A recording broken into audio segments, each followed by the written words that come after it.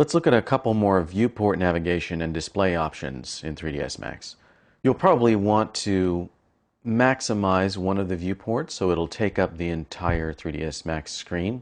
So to do that, you can go to the very extreme far right-hand corner of the interface and you'll see something that says Maximize Viewport Toggle.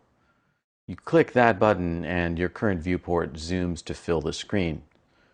Again, as with almost all the viewport navigation controls, you're better off using the shortcut, which in this case is Alt-W to minimize or maximize viewports.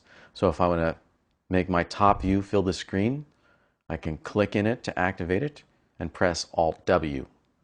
Alt-W again to go back to the 4 viewport layout. By default, the perspective view will show shading, and the orthographic views, front, top, and in this case left, they all show wireframe views. You can choose the shading mode of each viewport. One way to do that is by right-clicking on the viewport label, and you'll see a bunch of shading options here, such as smooth and highlights. Right-click, and I can switch back to wireframe. This is yet again a case where the shortcut keys are much faster and easier, and you're just going to want to memorize them. F3 toggles between a wireframe and shaded view. So I can highlight my perspective view and press F3 to switch to wireframe.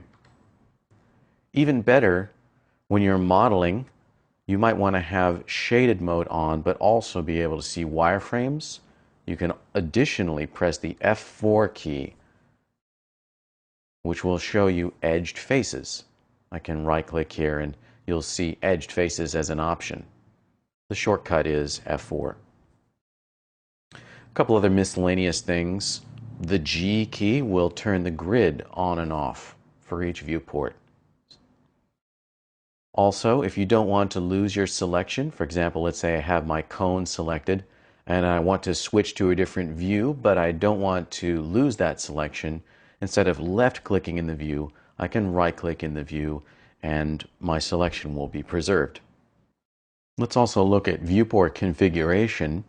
If you right-click on any viewport label, at the very bottom of the pop-up menu you will see Configure.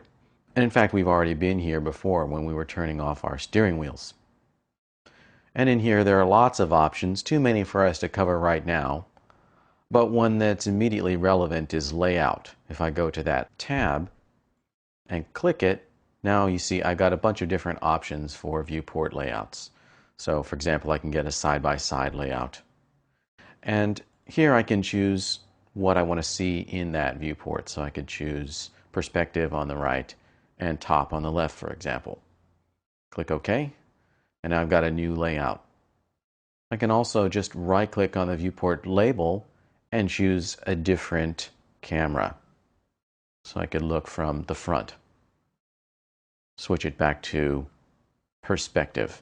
And in fact, that's a good thing to know in case you get lost in 3D, especially if you're not using the view cube. Sometimes it's easy for you to kind of get lost and not really be able to figure out where you're at.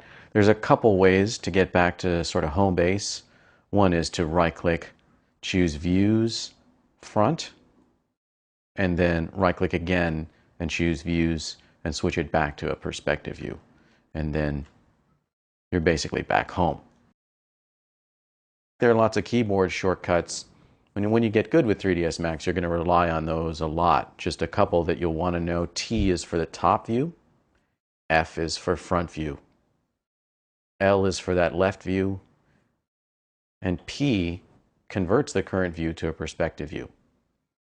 Let's take a look at object properties in 3ds Max so we can get object colors and names and display options sorted out.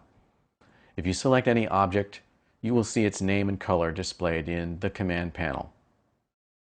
In the Create panel, it's at the bottom. In all the other panels, it's actually at the top. So I could, for example, select this object and rename it dodecahedron. And I could change its color by clicking on the color swatch. 3ds Max has its own palette, but I actually prefer to use the AutoCAD palette because it gives me more options here. The thing to know about this is that this is not the actual material of your object, it's the so-called wireframe color or object color. You'll see there's a switch down here that says assign random colors. That means when you make an object, 3ds Max will automatically assign a random color. You can override that if you wish. So now, for example, if I create more objects, they'll all be in this yellow saffron color. If you select an object, you can look at its object properties dialog.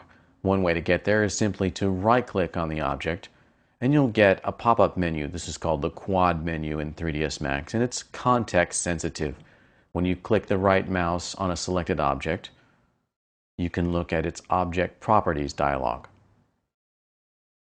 And there are lots of things in here, once again. Too much for us to go over at the moment, but one of the things that's fun to do is turn on see-through mode. And then we've got, without even having a material on the object, we've got the ability to see through it. So that's a little bit about navigating the 3ds Max interface, getting familiar with the shortcut keys, and working most efficiently